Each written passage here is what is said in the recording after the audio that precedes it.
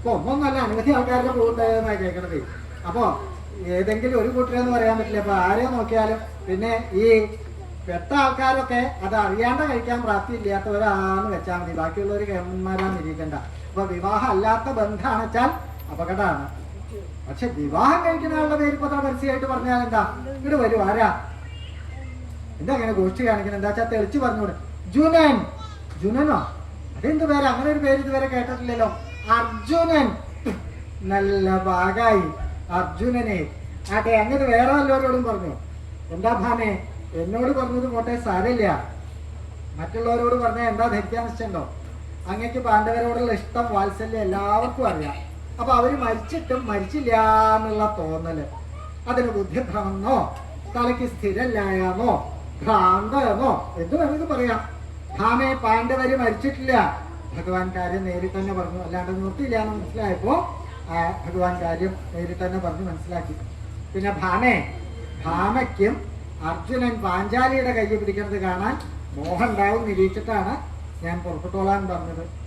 ഞാൻ ഏതായാലും പത്നി സമേതം ഭാര്യാസമേതനായിട്ട് പോകണമെന്നാണ് തീർച്ചയാക്കിയിട്ടുള്ളത്. ഭാമ വരാൻ ഭാവില്ലെങ്കിൽ ഞാൻ നിർബന്ധിക്കുന്നില്ല. അതൊന്നും നിർബന്ധിച്ച് ചെയ്യേണ്ടതല്ലല്ലോ. അതുകൊണ്ട് ഭാമ വരാൻ ഭാവില്ലെങ്കിൽ ഞാൻ നിർബന്ധിക്കുന്നില്ല. ഞാനൊരു കാര്യം ചെയ്തോളാം. ഞാൻ രുക്മിണിയെ കൂടെ വേണ്ട രുക്മിണി വേണ്ട, ഞാൻ തന്നെ ആവാം. പുറപ്പെട്ടു കഴിഞ്ഞു. രുക്മിണിയെ കൂടെ കൊണ്ടുപോകാമെന്ന് പറഞ്ഞപ്പോൾ വേണ്ട, താൻ തന്നെ ആവാന്നായി. ഭഗവാന്റെ ഭാര്യമാരാണെങ്കിലും അവരുടെ ഇടയിലുണ്ട് ഈ സപത്നി മത്സരം. ഇങ്ങനെ സത്യഭാമ സമേതനായിട്ടായിരുന്നു ഭഗവാന്റെ എഴുന്നള്ളത്ത്. പിന്നെയോ ഹലഭൃതാചസഹ, ഹലഭൃത്തും കൂടെ ഉണ്ടായിരുന്നു. ഹലഭൃത്ത് ബലഭദ്രര്, ഭഗവാന്റെ ജ്യേഷ്ഠനായിട്ടുള്ള ബലഭദ്രരും കൂടെ പുറപ്പെട്ടായിരുന്നു. കൃഷ്ണൻ സ്വയംവരത്തിന് പുറപ്പെട്ടതിന് ശേഷം ജ്യേഷ്ഠന്റെ അടുത്തിരുന്നു. എന്താ കൃഷ്ണ, എവിടേക്കാ പുറപ്പാടാ? യാത്രയ്ക്ക് വലിയ ലക്ഷ്യമുണ്ടല്ലോ. അതെ നിങ്ങടാ ജ്യേഷ്ഠൻ അറിയണ്ടായില്ലേ? പാഞ്ചാല രാജാവിന്റെ പുത്രി പാഞ്ചാലിയുടെ സ്വയംവരം നിശ്ചയിക്കുണ്ടായല്ലോ.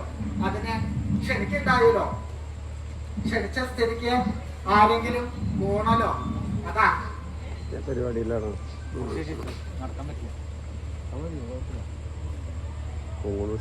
ക്ഷണിച്ച സ്ഥിതിക്ക് ആരെങ്കിലും ഒന്ന് വേണ്ട പറ്റില്ലല്ലോ.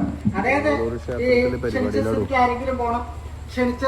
ക്ഷണിക്കണത് ചെല്ലാൻ വേണ്ടിയിട്ടാ അല്ലേ? ഈ വിവാഹത്തിനാണെങ്കിലും മറ്റേതൊരു കാര്യത്തിനാണെങ്കിലും ക്ഷണിക്കണത് എന്തിനാ? ചെല്ലാൻ വേണ്ടിയിട്ടാണ്. ചെല്ലാണ്ടിരിക്കാൻ വേണ്ടി ആരെങ്കിലും ക്ഷണിക്കാറുണ്ടോ? പതിവില്ല. അങ്ങനെ പറയാൻ പറ്റില്ല അല്ലേ? ചെല്ലാണ്ടിരിക്കാൻ വേണ്ടി ക്ഷണിക്കാറുണ്ടായിരുന്നു. ഇപ്പോഴല്ല, സാരം കാലം മുമ്പ്. അധികം കാലം ആയിട്ടില്ല, മറക്കേണ്ട കാലം ആയിട്ടില്ല. കുറച്ചു കാലം മുമ്പ് എങ്ങനെയായിരുന്നു വിവാഹം?